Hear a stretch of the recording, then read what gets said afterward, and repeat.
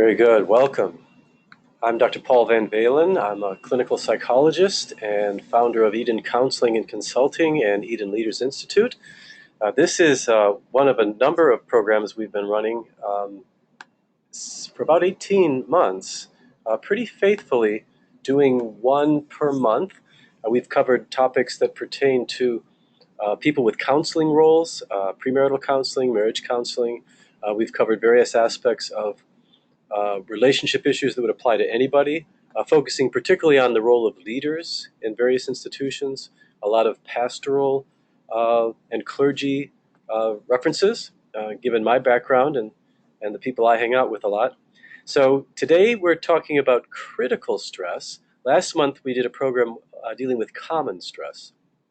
But critical stress has a particularly intense effect on people. And as you'll see, it's very common. Everybody at some time in their life is going to go through a critical experience. And toward that end, I have advanced training from the Critical Incident Stress Management Foundation. It was founded probably about 20 years ago. And they provide extensive training worldwide in how to lead people through critical incident stress. And most of the people trained are not mental health professionals, nor necessarily professionals in any direct human service.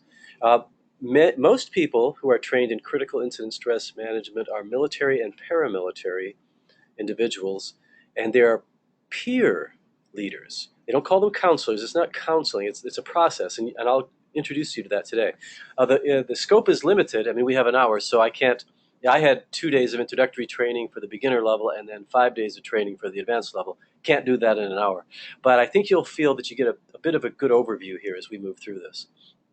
Our institute exists to develop healthy leaders. And toward that end, the third Thursday of the month is when we do this program from 12 to 1 Eastern Time. And if you want to go online and catch up with us, you can look up my name in YouTube and find links to previously recorded programs, as well as programs we have on our website. EdenLeaders.com is still being developed, so it's EdenCounseling.com to look at some previous training. The objectives of this class are that you will understand this term and concept and what it does and what it means, and that you will, we're not going to do a formal evaluation, but I think just participating in this program, each of us will be considering events that we have experienced, how it's affected us. And you will have some strategies by the time we're done. We created some very simple, effective models to take up to New York after the 9/11 incident. We're able to quickly train people in this, and so you're going to get an overview of that as well. And some of these things you'll connect with right away and can make use of them. I wanted us to begin with a little video that probably in 4 minutes does a better job of describing the realities of what takes in the brain with chronic stress. So this video isn't talking necessarily about critical stress, but as you can imagine, if you've been through a flood of significant size, or an earthquake, or war, the stress can be chronic. And so to help us really appreciate that this is a very real thing. Stress is a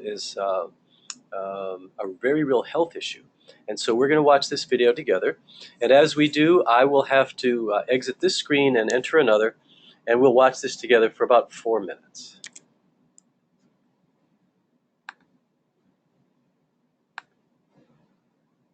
Are you sleeping restlessly, feeling irritable or moody, forgetting little things, and feeling overwhelmed and isolated? Don't worry, we've all been there. You're probably just stressed out. Stress isn't always a bad thing. It can be handy for a burst. I'm going to pause this because I realize I have a camera on. So give me just a second. Okay, I apologize. I'm going to actually back it up because that was a bit distracting. Let's try again. Are you sleeping restlessly, feeling irritable or moody, forgetting little things, and feeling overwhelmed and isolated? Don't worry, we've all been there. You're probably just stressed out. Stress isn't always a bad thing. It can be handy for a burst of extra energy and focus, like when you're playing a competitive sport. or have to speak in public. But when it's continuous, the kind most of us face day in and day out, it actually begins to change your brain. Chronic stress, like being overworked or having arguments at home, can affect brain size, its structure, and how it functions, right down to the level of your genes. Stress begins with something called the hypothalamus pituitary adrenal axis, a series of interactions between endocrine glands in the brain and on the kidney, which controls your body's reaction to stress. When your brain detects a stressful situation, your HPA axis is instantly activated and releases a hormone called cortisol, which primes your body for instant action. But high levels of cortisol over long periods of time wreak havoc on your brain. For example, chronic stress increases the activity level and number of neural connections in the amygdala, your brain's fear center. And as levels of cortisol rise, electric signals in your hippocampus, the part of the brain associated with learning, memories, and stress control, deteriorate. The hippocampus also inhibits the activity of the HPA axis, so when it weakens, so does your ability to control your stress. That's not all, though. Cortisol can literally cause your brain to shrink in size. Too much of it results in the loss of synaptic connections between neurons and the shrinking of your prefrontal cortex, the part of your brain that regulates behaviors like concentration, decision-making, judgment, and social interaction. It also leads to fewer new brain cells being made in the hippocampus. This means chronic stress might make it harder for you to learn and remember things, and also set the stage for more serious mental problems like depression and eventually Alzheimer's disease. The effects of stress may filter right down to your brain's DNA. An experiment showed that the amount of nurturing a mother rat provides its newborn baby plays a part in determining how that baby responds to stress later in life. The pups of nurturing moms turned out less sensitive to stress because their brains developed more cortisol receptors, which stick to cortisol and dampen the stress response. The pups of negligent moms had the opposite outcome, and so became more sensitive to stress throughout life. These are considered epigenetic changes, meaning that they affect which genes are expressed without directly changing the genetic code. And these changes can be reversed if the moms are swapped. But there's a surprising result. The epigenetic changes caused by one single mother rat were passed down to many generations of rats after her. In other words, the results of these actions were inheritable. It's not all bad news, though. There are many ways to reverse what cortisol does to your stressed brain. The most powerful weapons are exercise and meditation, which involves breathing deeply and being aware and focused on your surroundings. Both of these activities decrease your stress and increase the size of the hippocampus, thereby improving your memory. So don't feel defeated by the pressures of daily life. Get in control of your stress before it takes control of you.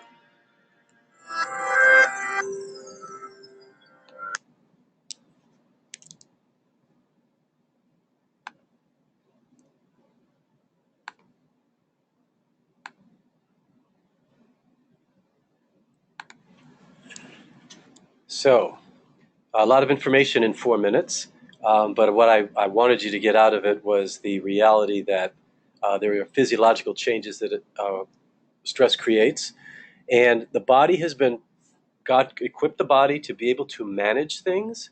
Um, for example, he mentions cortisol, which is necessary. That's part of the arousal system, part of the alert system. But if it's on too long, it causes problems, which is true about anything else in life. You know, a bite of chocolate is a really good thing.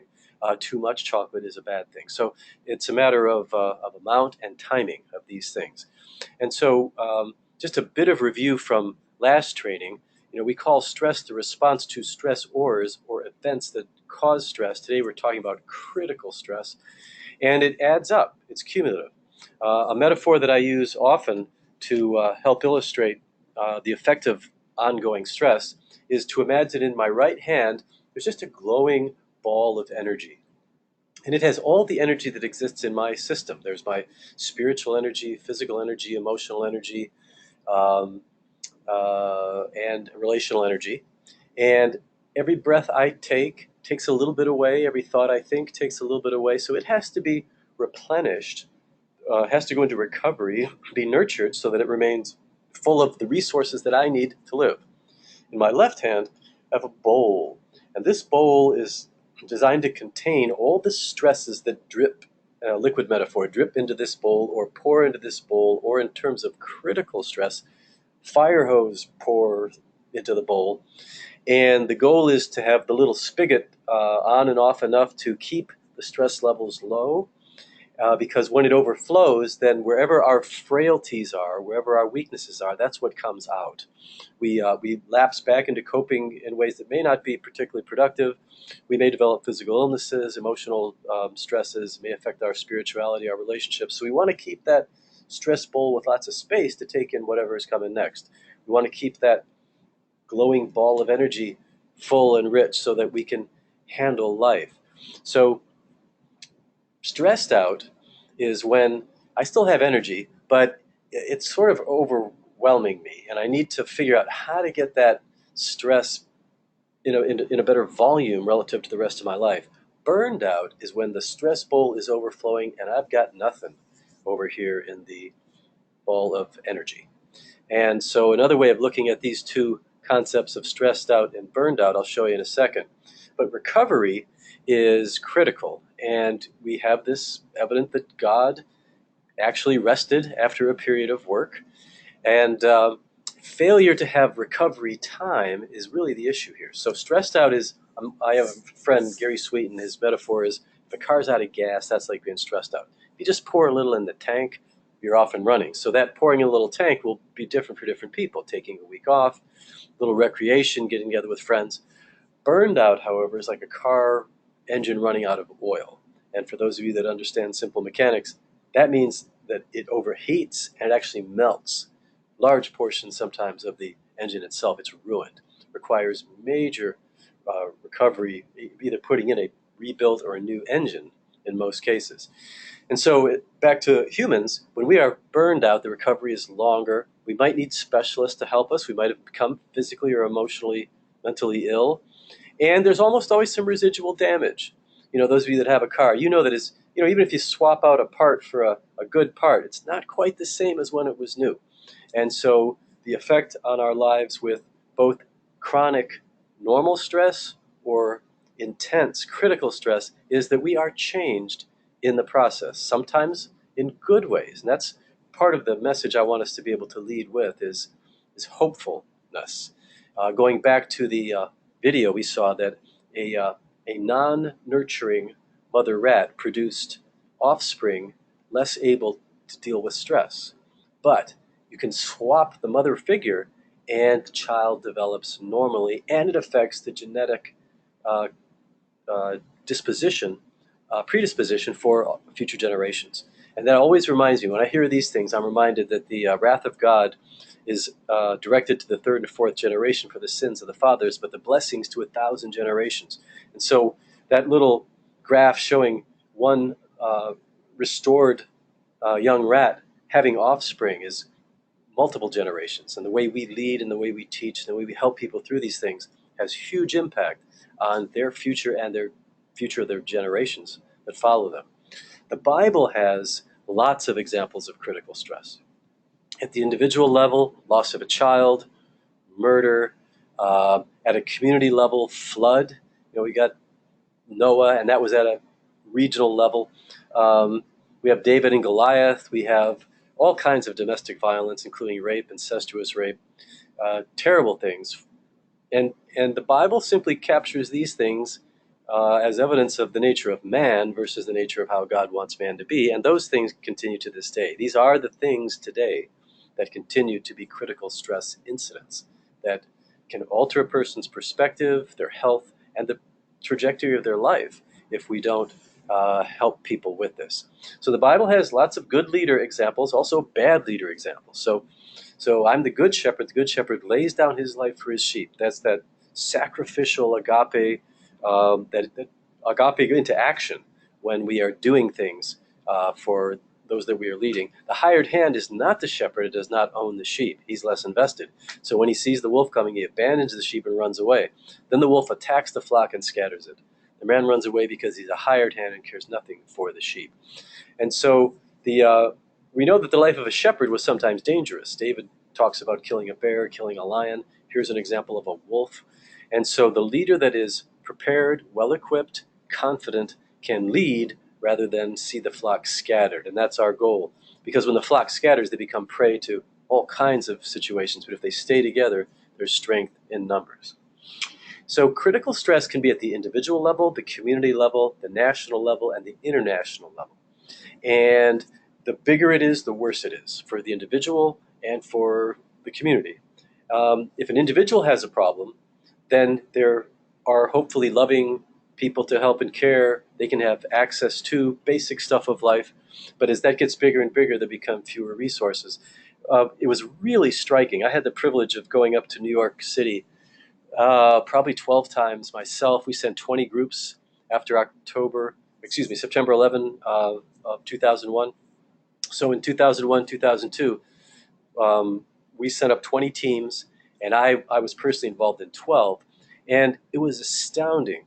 New York is the center of commerce and in some ways international politics, given what takes place there.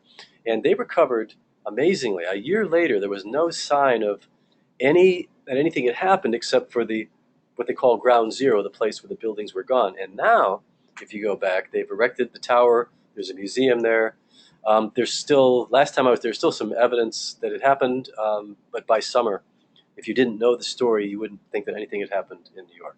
By contrast, New Orleans, several years later, 2005, a large-scale, broad, intense hurricane comes through, Katrina, wipes out large masses of land through residual flooding. Actually was the biggest problem in New Orleans.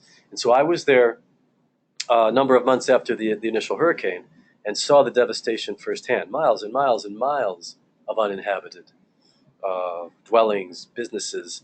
And then I was there a year later and a year later, and 2 years later you still saw miles and miles and miles of uninhabitable dwellings, some of which had people living in them, which wasn't good. But the reason there, whereas New York City is a rich city, the eye of the world, many, many businesses involved. New Orleans is not like that. New Orleans was founded on piracy, and you still see that in the local politics. And predominantly poor people, really, and doesn't draw the interest. After Hurricane Katrina came, they moved thousands of people who had become homeless to Houston, Texas, and created a huge homeless population in Houston that remains to this day an issue, economically, socially, politically. So support from the outside is necessary, in particularly with disasters. I want to expose you to a concept through another little short video, just a couple minutes. And this is a little news story where they're introducing to their audience the concept of first responders. Not so much first responders, everybody kind of knows what that is, but the critical incident stress management teams that have since, they're almost everywhere now. And it has become the prototype for what we're going to talk about in terms of non-military, paramilitary people leading. People that trained me in critical incident stress management were retired firefighters. So we're going to watch a little bit of this. Give me another second here, if I can remember my sequence. I turn my camera off. I go to the tube, and we do how first responders respond. Here we go. First responder groups on scene of that crash, and the job of a first responder, as we all know, comes with a lot of stress. But there is a group to help. News 8's Kyle Dimke joins us now to tell us about how these first responders cope after a traumatic incident. Kyle? Well, guys, no matter how long they've been a first responder, some calls are worse than others. The Critical Incident Stress Management Team, or the CISM, is there to help first responders get through that tough time, though. I still today remember my first fatal fire. Even after around 30 years as a firefighter, there are some calls that stand out in Chief Greg Cleveland's mind. I know that if these issues are not dealt with appropriately, they can have devastating effects on individuals and their families. To help first responders deal with the day-to-day stress and traumatic incidents they see, a special group of volunteers who are first responders themselves answer the call both day and night to help take care of their own. It's really talking about, what were your first reactions? How are you coping with it now? What kinds of signs and symptoms are you having from stress? And then we offer them some suggestions on, how to deal with the stress. Critical Incident Stress Management Team member Carla Epler says after a more traumatic accident, the CISM team is called in to talk. They do a tough job, and they need to have somebody to talk to after some of these really tough calls. And first responders say talking truly helps. You're always going to remember this event, but we're telling you how to file it. We're helping you file it in the brain properly, so it's stored neatly, and it's not just going to all come barging out at some time. Basically, our philosophy is if we get a call from a first responder agency or an ambulance, fire, police, we will do everything we can to get there. The CISM is an organization around the world devoted to helping first responders. Our local team covers the entire Cooley region with members from all over the area. It's made up of first responders like police officers, firefighters, EMTs, local pastors, and social workers. Thank you, Kyle. Members of the CISM are trained to talk with first responders. And they also meet a few times a month to learn new techniques and role play to keep their skills up.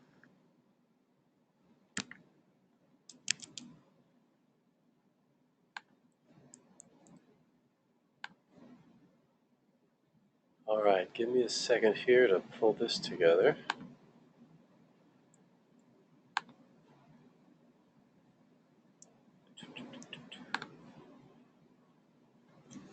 Okay, so what we saw in that video, I don't know if you caught it. It came pretty quick. He said we're helping them put the memories, store the memories in the right place. What happens in critical stress, potentially traumatic circumstances, is the brain responds with different biochemistry than in normal memory.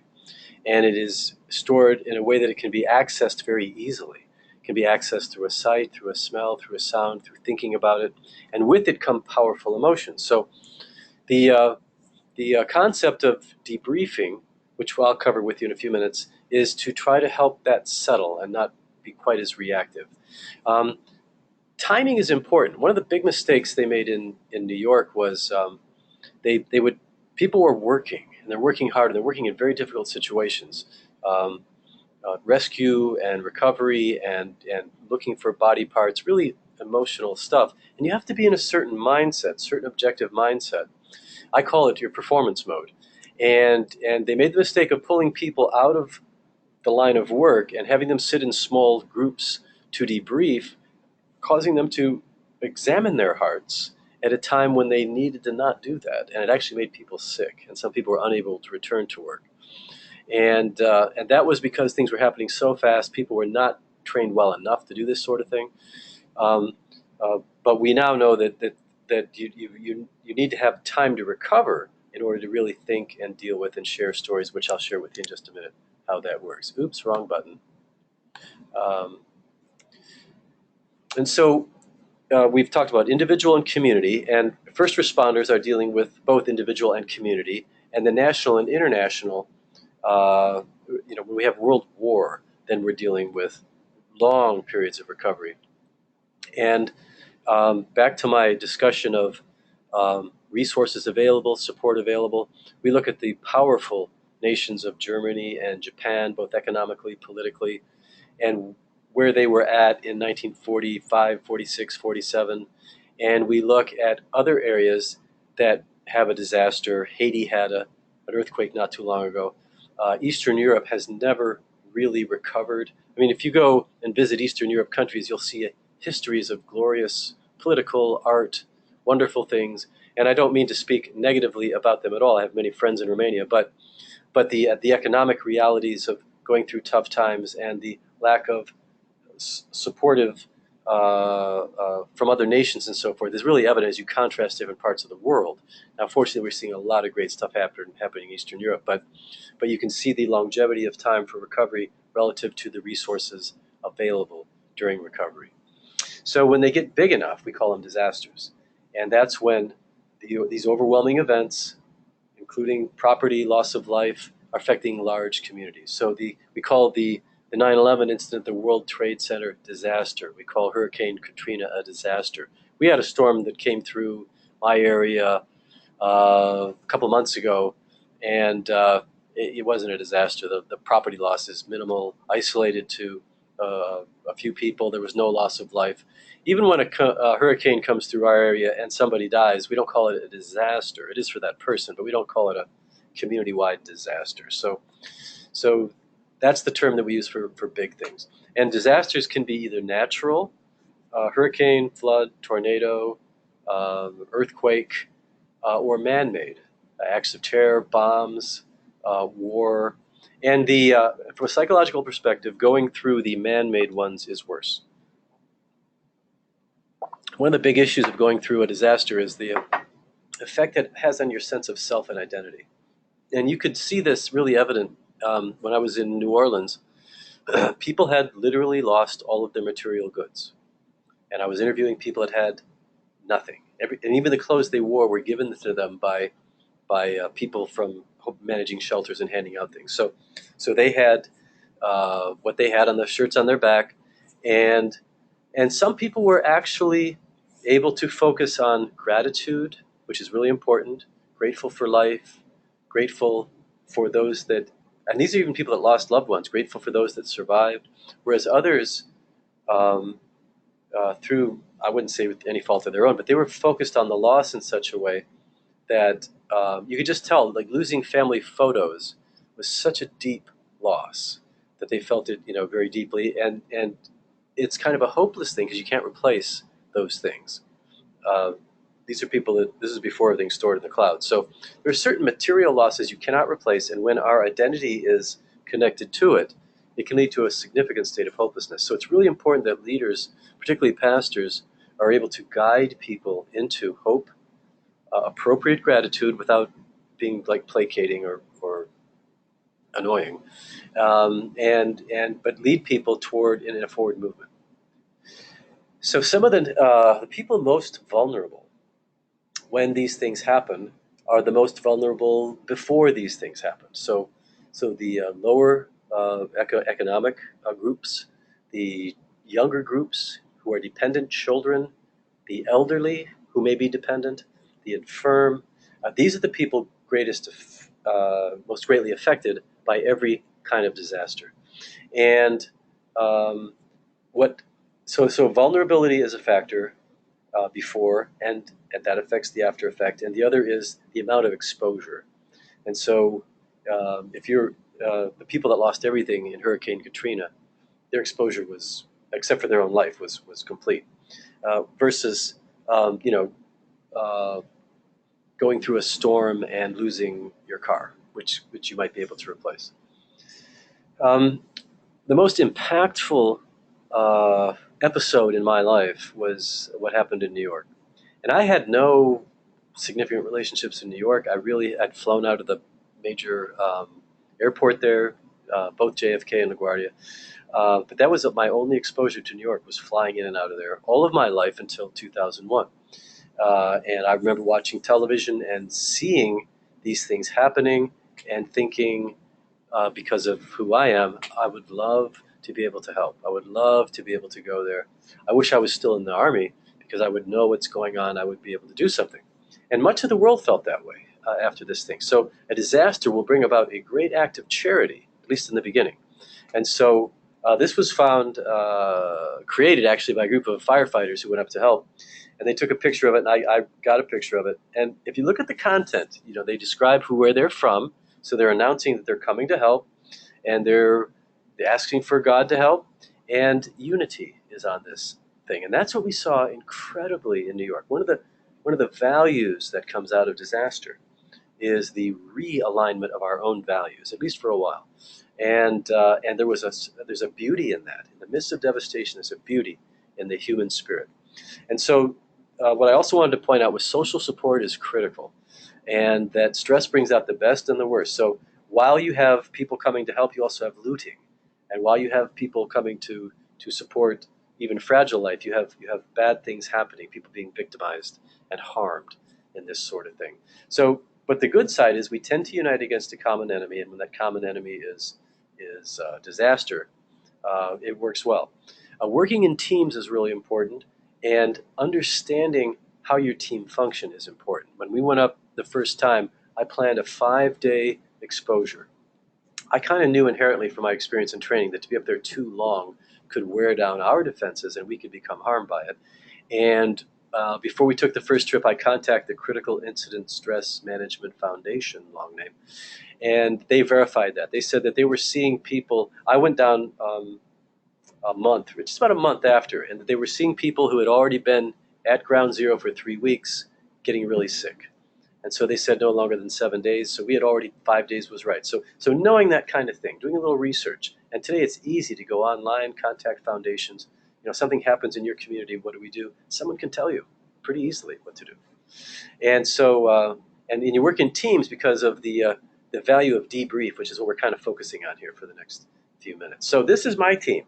The fellow to the right of the screen is a much thinner, younger version of me.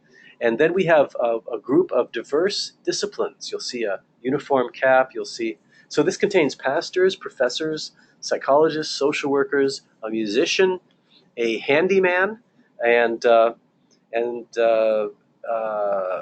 we took Spanish-speaking people. We took people of diverse ethnicity. We wanted to fit in as best we could, or to be able to send team members that could fit in as best they could. So we got an eyeful and an earful the first week we were there. I took this picture. It was a remarkable day. I think the sunlight, the timing that we were there, and so this is an image that I look at often and ponder what transpired. This is ground zero. This is the famous waffle structure to the left was in many, many images until it was finally taken down.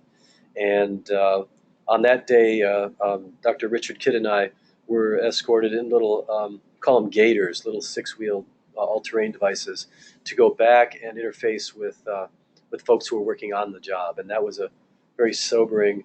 It's a mix of exhilaration and sobering when you're doing this sort of thing. You're very much all in. You're very much focused. But after that, let me keep this up for a minute. So, yeah, what struck me were the smells. The sights, the sounds, the smells, but the olfactory process, the smelling mechanism, stores memory really, really well. And I actually, that night I was changing my clothes, and my shirt smelled like that. I stuffed it in a plastic bag, and I wanted to take it home to share with people. And those that were brave enough we would just open the bag, and you get a whiff of ground zero, and you get a feel for this is what people are breathing. And actually, it's toxic. It's not good for you. So, we didn't spend much time there, but some of the people that spent a lot of time there are now sick. So I intentionally was storing a smell so I wouldn't forget, and pictures, as I showed you earlier. So those are to promote more positive kinds of experiences. What we call trauma triggers are negative kinds of experiences, where a sight of something sparks this memory that's poised, ready to come out with powerful feelings. And in a worst case scenario, you actually relive it in a hallucination kind of process, and or you dream it in a nightmare kind of process. But to any of our senses, or just hearing stories about things or looking at pictures, there were many, many people that couldn't look at an old photo of the Twin Towers after this event occurred. In fact, we had as a logo for our event, we didn't know it would be a problem. We had the Twin Towers and a symbol of faith and a man praying. And as soon as we heard somebody say, "Oh, that triggers such horrible visions," we took it off our website. We took it, we got rid of it, and we realized, okay, that's not helping people. That's hurting people. So sensitivity to these realities can help you craft ways to help people, really well. So the individual interventions, one-on-one, we did a lot of them. I did a lot of them after Katrina. I do a lot of them every year. I do bank robberies. I do death of people on job sites and that sort of thing. So it's something that I'm quite involved in. And it's really a simple process, how to help people. And I call it the head, heart, gut, head model. This is my sort of synthesizing of the training in the critical incident stress management world. And we did this. We needed to train people quickly and give them a mechanism that they could follow. So there's a linear path here: head, heart, gut, back to your head. They had to remember that. And some people actually just put this on a 3x5 card with little notes. So what the head means is you ask someone to tell what happened. Tell me your story. And when people are telling the story, they're more in their head than their heart. Unless they get overwhelmed by their emotions, then we're dealing with the heart. But most people would talk about this, and then we would take them to the heart. We would say, well, how did that feel? How has this affected you? How does this feel? Or sometimes when people were working, we wouldn't do this. We actually went to places where they were working really hard on sorting body parts, some really potentially traumatic stuff. And so I would ask about family. So how are your kids doing? And this I found has worked a lot with people. They can talk about other people without sort of disrupting their function. So I would ask, so how are your kids doing? And they would say, oh, I'm concerned about my kids. They saw this or they experienced that. And we would talk, and so I would take them through sort of a sideways approach. And so the heart is, how do you feel? And you just listen. You're using skills. If you go back to the training we did, the Good Shepherd knows his sheep, or any of the trainings on marriage or premarital counseling, we review the echo, validate, empathy dialogue. I'm not going to do it today, but you can go back and see that. It's essentially effective, active listening. And so we would listen. We listen to their story. Then we listen to their emotions, and we empathize with them. So you'll see in previous training, if it's a more factual story, you're echoing the facts. If it's a heart-wrenching story, an emotional story, you're just responding with words of empathy. You don't really worry if you get the facts straight. That was devastating. That was scary. That concerns you. So then we're listening with empathy. And then if we have time, it seems appropriate. And so we go for what I call the gut, which is, what's the worst thing that happened? Can you talk about that? Tell me what the worst thing was. And often you're getting tears or anger or tension, and we just let them express themselves. We continue to respond with empathy predominantly, just letting them listen, hearing them. And then people tend to go to calm. They've expressed their emotion. You have received it. That's the critical piece of social support. They express their experience. We receive it. And then we intentionally take them up to their head with questions like, what are you hoping for? That was a question. If I had a firefighter working at the sorting field where they were taking rubble and seeking body parts, and this firefighter would talk about his kid. The worst thing was my kid lost a friend. He had a friend in the tower, and he lost a friend. What are you hoping for? I'm hoping that this. I heard this a lot. I'm hoping my kids want to create a world where this doesn't happen. I'm hoping my kids appreciate the love that exists and the joy that exists in life. You'd hear these really wonderful expositions of things that should come out of disaster when we ask people to do that. And then mobilizing resources would involve, how do you usually cope with this? Just simple questions. What helps you when things are really rough? Well, I'm a runner. I run. Have you taken time to run? No, I haven't done that.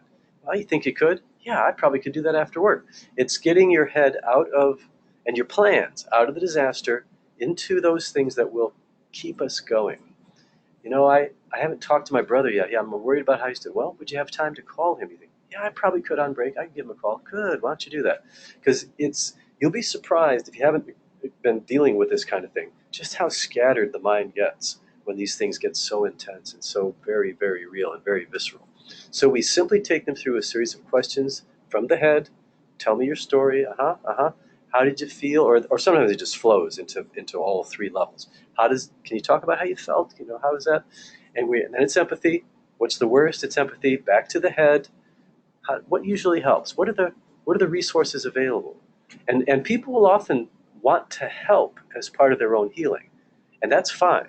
So you want to be part of the distribution of food in this neighborhood. Yeah, once I get off work, I'm going to go do that. Great, that's awesome. That's getting you out of yourself as you do that sort of thing. So acts of charity, expressions of gratitude are huge in terms of helping people cope with the acute state of critical incidents, be it a murder of an individual in a family affecting the church community, or a disaster affecting a larger community.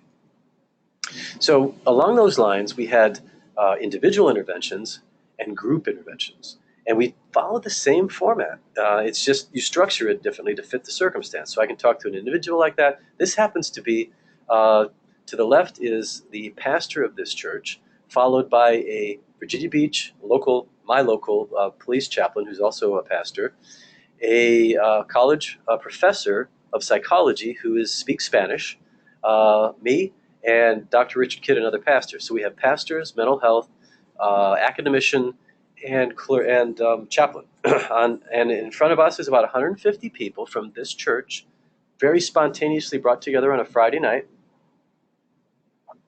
We did a little teaching, very much like as what you're being exposed to here. And then we invite people to ask questions. And we spent an hour, and it was very moving, really powerful, as people got really honest. And I'll never forget some of these conversations. A fellow stood up and said, "I just want to go and shoot every raghead in town," referring to turbans. And so we listened and validated, "I can certainly understand your anger." And then the senior pastor very gently said, "But that's not what we're about. I appreciate you sharing your feelings, but," and then he just kind of guided them in a simple discourse of love your neighbor, and then people were sharing how they were going to help and what they hoped to do. Very, very powerful, moving hour of sharing together with a time of worship. So that's a group intervention. We did a number of those, and I do that on a smaller scale. If there's a bank robbery, I may have a dozen people who witnessed the bank robbery, and we do this sort of thing. But it's the same process. What's the story? How do you feel? What's the worst thing? How do you mobilize resources? And so when I'm doing a bank robbery in a secular environment, I'll say to them, now, and I try to keep humor, I try to keep it reasonably light, without being disrespectful. I say, some of you may ignore this, but I really want you to go home and not drink anything tonight. And then this is a secular crowd. "Oh, no, I'm not going to." I said, I know, but I got to tell you this, that if you drink alcohol, it actually can make the recovery period of time longer because of what it's doing to the brain. And then they, half the group's jokingly saying, "Oh, I'm getting drunk tonight." I said, I understand, but, so it's teaching in a way they can consume it. You can't control whether they'll do it or not, but you try to present truth. And as far as, this is just an hour overview, so we can only cram so much in. But if you go online, you'll see actual training that you can participate in anywhere in the world. Those of you in Romania can actually go and spend a couple hours getting a much more detailed exposure to the way they train in these sorts of things if you want to do that. And if you find something that's really good for you, you could extend that to your community, congregation, other leaders, invite other leaders in to discuss these things, because trauma occurs in every life. I watched my mother die of cancer. It's not as traumatic as a murder because we kind of expected it, but it was really over a 2-month period of time. It was rather rapid in my life. And when she died in August of 2001, and I was standing in New York City 2 months later with my own grief filling my heart, I wept a lot with people, and it was real. It was, in fact, that was part of what God used. One would say, "I lost my brother," and I said, "Oh, I just lost my mother." And she knew I wasn't from there, but "Oh, you understand." And there would be an embrace and tears, and that kind of powerful connectedness comes out of our own difficult experiences and what we've learned from them. So God does not protect his people from hard times, because it is in hard times that other people are open to the gospel or new truth and knowledge if they're believers already. And then in that openness comes a high risk factor. That openness is either open to negative or positive influences. I had the privilege of going all over 3 of the boroughs. Long Island's not New York, and Long Island. So Queens, Brooklyn, Staten Island, Manhattan. Didn't get much of the Bronx. So 4 of the 5 boroughs and Long Island in the course of a couple of years. And there was one pastor whose story I'll never forget. There's a lot of I'll never forget stories. So I saw him several weeks after this happened. He said the churches are full. People are seeking God. And there was an optimism with that. Well, 2 years later, I saw him and he said, "I don't know if I can do this. The churches are empty." And we talked about that. And he said, the need drove people to the church, but the longevity, for some people, the in the more distant areas, Staten Island, um, the losses were not replaceable. Even though millions of dollars flowed into New York City to help people that actually lost loved ones, it took a while to disperse. So if your primary breadwinner, your primary person with most employment dies or is disabled, you're kind of stuck for a while. Eventually, a lot of money flowed in,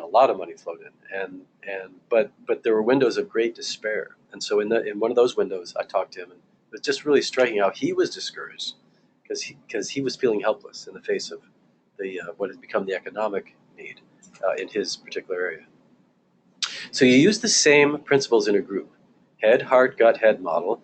But this is a really important piece.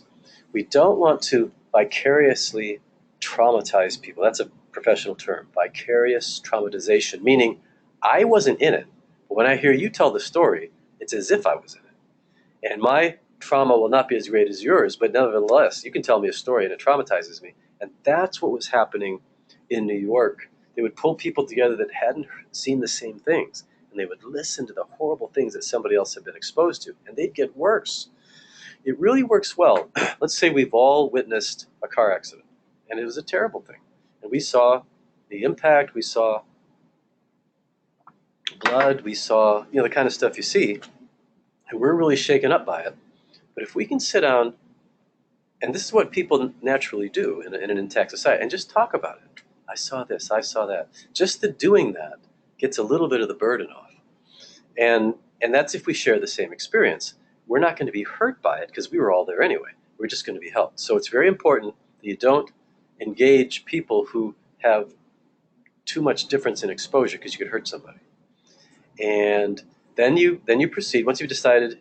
And one of the questions in training is everybody in the room that should be here, and are there people in the room that shouldn't be here? And then you describe what that is, because I don't know when I'm going into a situation what people experience. But sometimes someone will say, he didn't really see it.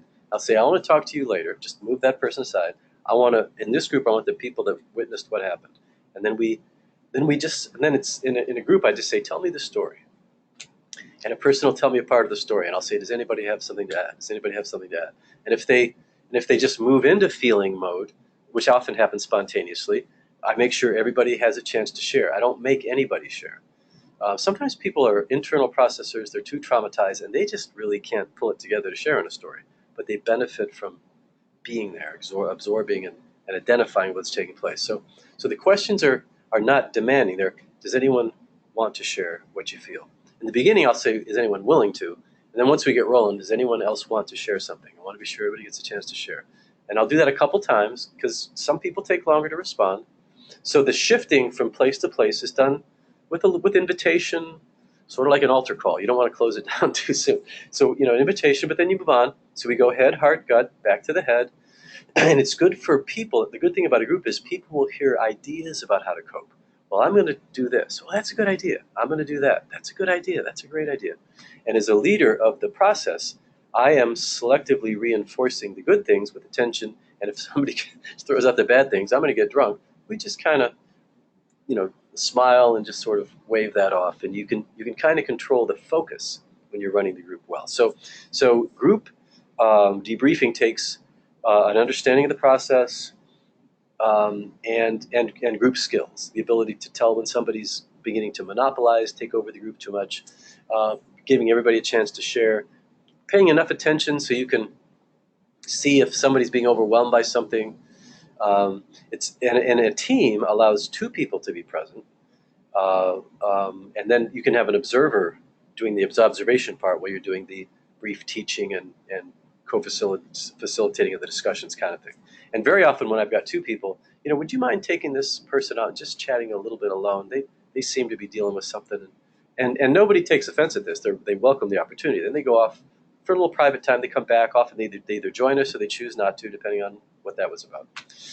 And so that's the outline. That is, if you have listening skills, if you have the capacity for empathy yourself, then you can hear the story, experience the emotions from the gut, the worst part, and then get back to resources. And as a leader, so how do you prepare yourself as a leader? Well, you need to be connected to resources. You need to know where food can be found. You need to know where shelter can be found. You need to know where medical support can be found. Or you need to be connected with other leaders who would have that information, which is more how I function. I don't have a church, so I'm not primarily as responsible for people as you all are. But when my clientele are in need, I know what church to send them to based on their need, because I know people in the community, or where the free health clinics are, or where the local mission is, where they can get accommodations for the night, that sort of thing. A fire can occur in any community and people are homeless. A car crash can occur in any community and people are fatherless. So these basic tools do have application to daily life. And if you live in a dangerous environment, you're using them all the time. My friends in urban ministry who hear gunshots every night before they go to bed, they're using these tools all the time. Very, very challenging environments for some. So part of taking care of yourself is your own support. So this is my team, and we did this in the morning before we start the day. And you can see we're in prayer, but it's not just prayer. This is preparation in the morning and debriefing at night. In the morning, we talk about what we're going to do, how we're going to do it, who's going to do what, when we're going to regroup for a midday debrief, where we're going to get food. This is real important, that your team knows where to get food, where to get water, toileting facilities. And then we go about our day, and then at night we are doing the same thing. We are gathered around, we're debriefing, and so prayer is kind of either our beginning and wind up of our meeting. But in between we're talking. What'd you experience? What'd you experience? And one that was really profound for me, and there are a bunch of them when you go into these intense environments, was I'd had a challenging day emotionally, just because of the amount of sharing that people had done. And we were all sharing, and I just started crying. And I don't cry a lot in public. And so they all just kind of got quiet, and they just let me cry for a few minutes. And then my friend Richard said, "Is there something you want to share?" And I said, "My mom, I can't share this with my mom." And they all got it. They all knew my mother had died 2 months earlier. And I didn't even know why I was crying until I just had a chance to pause and just kind of reflect. And I realized, I knew as I was doing this is one of the most both tumultuous and life-forming series of events I would go through working in this environment. I couldn't share it with my deceased mother. And so I was back in touch with my own grief. The group appropriately just helped me express. They acknowledged my feelings, and then we moved on with the meeting. And that's how this kind of thing goes. It's called debriefing. And it's a concept that was used when I was in the Army. We debriefed after certain things. And so after working in the critical environment, we debrief so that we remain healthy, whole, positively focused, grateful, kinds of things we want to lead people through. So you debrief with other leaders using the same model. There are times that we had to talk people through. They heard some horrible stories, and we had to talk them through that. And then at the end of the day, one of the things we purposefully would say, what were the good things that came out of this day? What were the hard things? And then reinforced boundaries has to do with, who's in charge is one boundary, and that's God. What can we do? In the model that I'm sharing with you, we go to this place. We're visitors. We can listen, we can advise, and we can instruct. That's it. We can't make somebody do something. We can't provide food for them. That wasn't our role, but we knew where they could get it. And so reinforcing boundaries with yourself and your team is, this is what we can do, this is what we can't do. And we're not going to try to feel guilty over what we can't do, because guilt is so common in these environments. And so the ability to adequately define your role, the role of your team, no matter what it is, death of a child in your church, which can be horrendous, because that later leads to huge marital problems. So all these critical incidents have chronic stress that goes on, and learning how to manage all this stuff is real important. And allowing for grief. Grief takes time. Grief takes just sitting there with someone while they cry and not trying to help anything, just receiving it, letting them cry. And that's what, in that little story I told, that's what my group did. So I reflected, this feeling came before the understanding. So I cried, they let me calm down.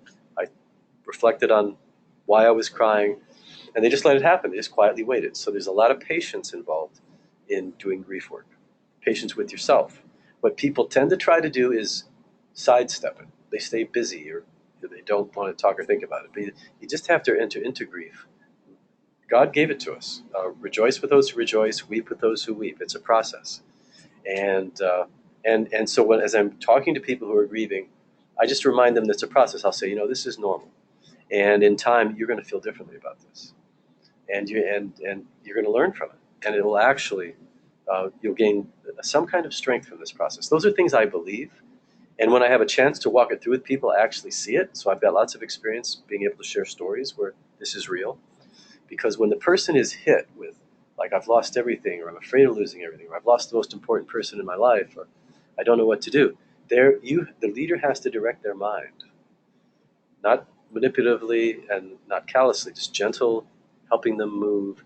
And so there's this mix between, I know where I'd like to take you, I can't make you go there, I have to accept the limits of my influence, but I will try to guide you forward. And so that's what that's about. So we worked with kids in every environment I've been in, and kids need to have attention paid to them. What happened here was a box of teddy bears had been given to this particular church very close to Ground Zero, and we had the privilege of working with the children and distributing these teddy bears. So that's the delight you see here. So these kids went to school within eyesight of the Twin Towers that came down. They saw this happen. You see the smile on her face? That's because she's under 7 years of age. Doesn't emotionally understand what's taking place yet. Actually, that's a protection that God gives us. So we want to get back to normal as fast as possible, at least as much as we can. Daily routines, including sleep, appetite. And so a leader, if you're taking care of yourself, you can actually intervene in people's lives and give them gentle instruction. You need to eat. You need to sleep. Let's take a walk. You need to spend time with your child. Children often get emotionally overlooked because the adults are overwhelmed. And so one of the most significant things that you can direct as a leader, if you influence a community, is seeing that other people who are not or less impacted spend time with the children of those heavily impacted. Just as you saw them, going back to the first video, the mother rat who is calmed can affect the child that isn't hers. So do other adults surrounding little children with love and care calm them, even though their parents are still freaking out someplace. It's very, very, very important. And of course, it's very difficult if the whole community's been affected. So we allow for stress recovery with lots of grace. We realize these are what leaders think and teach your people. Everybody's not going to look their best here. You're going to see some people more irritated than usual, some people more sad than usual, some people less communicative, and we have to have a little grace. So I call it the 20% grace discount. So because of the stress, you get 20% out of the ordinary behavior I'm not even going to take personally or bother with. And if it's a big enough disaster, that has to be bigger, to where you're almost 90% grace discount for what you're seeing. So lots of understanding and the hope of wisdom coming out of bad stuff. I have that. One advantage that I have is having worked for as long as I have, going on 40 years in the field, and experienced enough stuff myself with just evidence of God's and God's people help. That just helps craft a perspective that I have and that I can share with others. Now, this last piece is really important. It's tempting if you're a community leader, if you're a pastor, to let it take over your life, and that's what I saw the first time. The churches down at Ground Zero, their lives became absolutely absorbed with it, and it's understandable. But what I saw a few years later, a huge superstorm came through called Hurricane Sandy, and it wiped out miles and miles and miles of homes up in the same area. But some leaders, some denominations in particular, were training leaders from lessons learned over the previous 15 years, 11 years. This was 2012, 11 years. And so they had leaders prepared to manage their time and resources. So they didn't just abandon normal church. I visited a church in particular on, where was it? It was on Staten Island, which was greatly affected by Hurricane Sandy. It happened to be up in a high dry spot. But what they did was they partnered with Samaritan's Purse. They had dry parking lots, so there were Samaritan's Purse vehicles there distributing goods. They organized their gym, but all they gave were a portion of the parking lot and the gym. They kept the rest of the church for church, and they continued normal services, which the community desperately needed.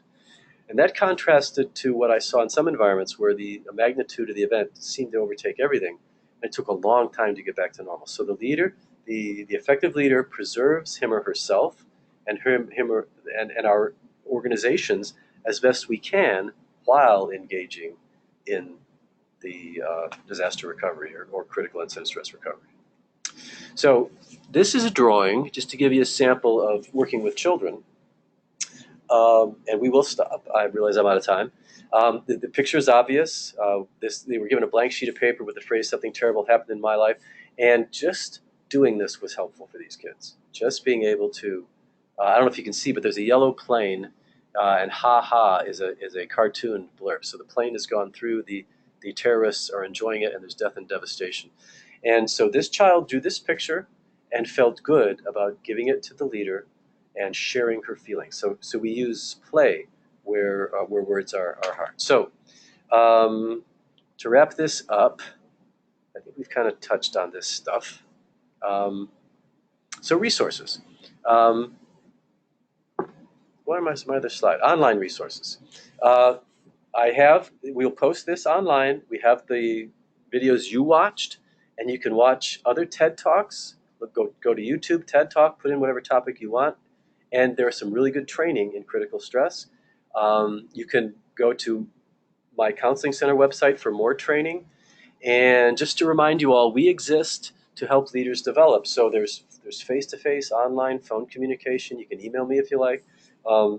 If you want to reach me at pvanvalin@edencounseling.com or go through Mirabella, I've got hers posted there. If you have questions about this, you want more resources, just talk to us. We're happy to do that.